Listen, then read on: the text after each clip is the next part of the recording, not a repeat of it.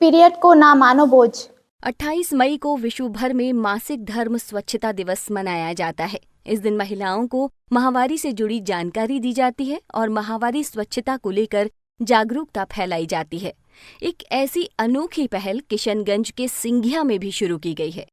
किशनगंज मुख्यालय से करीब 15 किलोमीटर की दूरी पर स्थित +2 हाई स्कूल सिंघिया की छात्राएं सामाजिक रूढ़िवाद को चुनौती देकर माहवारी स्वच्छता को लेकर जागरूकता फैला रही हैं। हाई स्कूल की ये छात्राएं माहवारी को समझने और समझाने में सहज हैं। इस स्कूल में किशोरी मंच नाम से एक खास कार्यक्रम शुरू किया गया है, जिसमें छात्राएं आपस में माहवारी स्वच्छता पर खुलकर बात करती हैं।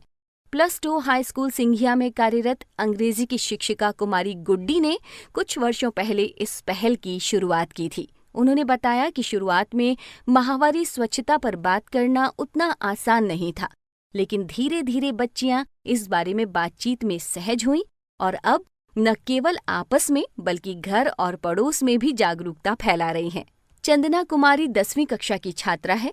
उसने कहा कि वो 9वीं कक्षा से इस स्कूल में पढ़ रही है। इस स्कूल में आने के बाद उसे माहवारी स्वच्छता के बारे में बताया गया, जिससे उसकी व्यक्तिगत सेहत को भी लाभ पहुंचा है।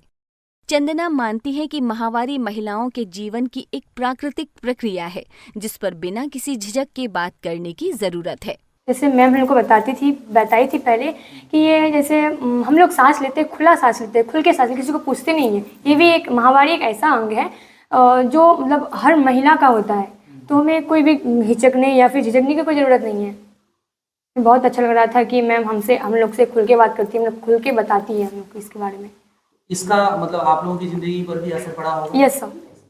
कभी गांव में ऐसा हुआ है कि आप जो बच्चे यहाँ पढ़ने नहीं आती है या नहीं पढ़ती है, तो इस जो भी जानकारी आपको यहाँ मिला हो उसको आपने फैलाया है कहीं और? Yes sir. थोड़ा कुछ बताइए, बिना नाम लेकर के, नाम लेने की जरूरत नहीं, बस आप कहानी सुना सकते हैं।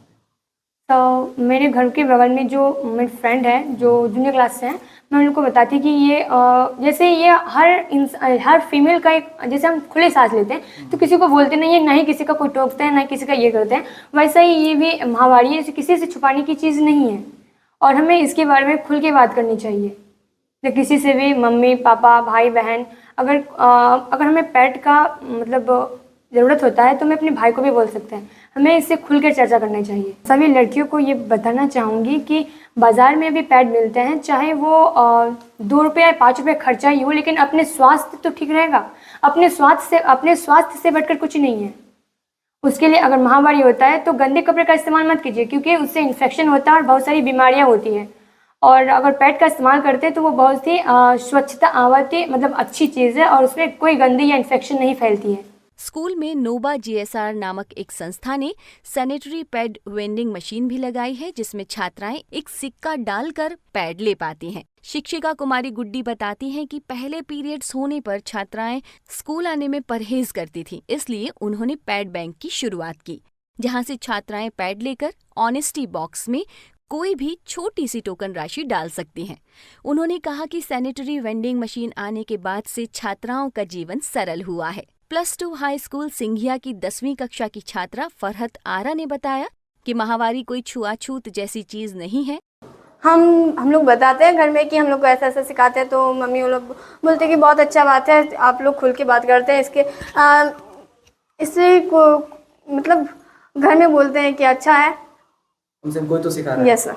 वेंडिंग मशीन के साथ साथ स्कूल में पैड जलाने का भी यंत्र लगाया गया है, जिससे इस्तेमाल पैडों को जला दिया जाता है। 10वीं कक्षा की छात्रा इशरत ने बताया कि इस यंत्र के इस्तेमाल से पर्यावरण को नुकसान नहीं पहुंचता है और पैड डिस्पोज करने में छात्राओं को भी काफी आसानी होती है। ये मतलब पैड तो इससे अच्छा है कि हम लोग फेंके नहीं उसको, इस मशीन के अंदर हम लोग इसको यूज करके जला सकते हैं। इसमें जलाते हैं हम लोग ताकि इसमें जल के पूरा वो ख़त्म हो जाएंगे, उसका धुआं तो उड़ जाएंगे और वो गंदगी तो फैलेंगे नहीं ना कहीं पे, बस यहीं पे ख़त्म हो जाएंगे। तो इस्तेमाल आप लोग करती हैं इसका इस्तेमाल? हाँ करते हैं। स्कूल की छात्राएं माहवारी स्वच्छता पर चित्रकला, कविता और लेखन के माध्यम से अपने विचार व्यक्त करती रहती हैं। स्कूल के स्मार्ट क्लास में माहवारी स्वच्छता और महिला समस्या से जुड़े विषयों पर बनी फिल्में या जानकारीपूर्ण वीडियो भी प्रदर्शित किए जाते हैं, जिसे छात्राओं के साथ साथ स्कूल के छात्र भी देखते हैं और जागरूक होते हैं। ये हम लोगों को गुड्डी मैडम बताई थी कि हम लोगों को माहवारी से संबंधित कोई भी पेंटिंग या कोई किसी माहवारी के बारे में लिखने बोली थी। तो इसमें से ये वाला मेरा है। आपने लिखा है। यस क्या सर। लिखा है आपने, बताइए? माहवारी का उचित प्रबंधन। प्रबंधन के बारे में यस सर। क्या क्या है प्रबंधन में? पैड का इस्तेमाल करने के बाद उसे नैपकिन को किसी कागज में लपेटकर कूड़ेदान में फेंक देना चाहिए। उसके बाद आयरन युक्त आधार का सेवन करना चाहिए। माहवारी से संबंधित कोई भी स्वास्थ्य परेशानी हो तो डॉक्टर से संपर्क करना चाहिए।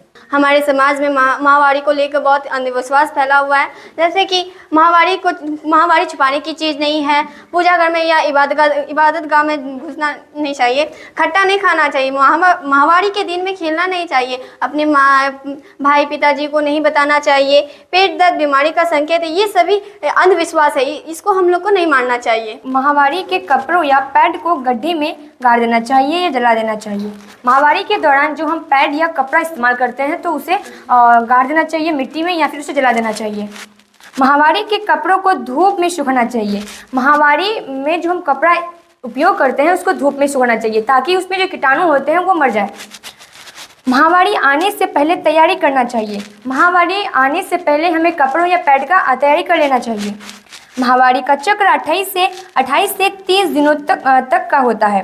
माहवारी में 5 से 7 दिन का रक्तस्राव होता है। माहवारी में 5 से 7 दिन तक रक्तस्राव होता है और ये तमाम चीज़ों का माहवारी में हमें ध्यान रखना चाहिए। बातें करेंगी तभी तो वो सहज हो पाएंगी, और बातें कर भी रही हैं। मुझे लगा तो 4 साल मुझे लगा इन बच्चियों को तैयार करने में, लेकिन मेरी बच्चियां अब बहुत ही सहज महसूस कर रही हैं और बहुत अच्छे तरीके से माहवारी संबंधित हर बातों को खुलकर बताती हैं और बातें करती हैं। ये मेरे लिए एक बहुत बड़ी उपलब्धि है। मैम, शुरू में जब आप इस तरह की कैंपेन को शुरू किए थे गांव देहात में, हाँ, तो किस तरह का चैलेंजेस था आपके लिए? कितना मुश्किल था या इजी था, उसके बारे में थोड़ा बताइए। बहुत चैलेंजेस था, क्योंकि ये एक रूरल एरिया है। मेरा विद्यालय जो है वो ग्रामीण क्षेत्र में है, और शहर के ही जब बच्चियां या औरतें इस पर खुलकर बात करना नहीं चाहती हैं तो ग्रामीण क्षेत्र की तो बात ही छोड़ दीजिए। मुझे जब यहाँ मैं आई और इन लोगों के साथ बातें करने लगी इस विषय पर, तो बहुत सारे चैलेंजेस का मुझे सामना करना पड़ा। इनकी झिझक को मुझे तोड़ने में बहुत समय लगा कि आप मुझे बताइए इसके लिए मुझे क्या करना पड़ा, कि पहले इनके साथ दोस्ताना व्यवहार करना पड़ा। दोस्त की तरह जब मैंने इनसे ट्रीट किया और इन लोगों ने देखा कि हमारे लिए ही बातें हो रही है, तो धीरे धीरे ये बच्चियां खुलने लगी। और केवल बच्चियां ही नहीं, मेरे बच्चे भी बहुत अच्छे तरीके से इस विषय पर बातें करते हैं। मैं जो भी कक्षाएं करती हूँ उसमें बच्चियों के साथ साथ बच्चे भी शामिल रहते हैं।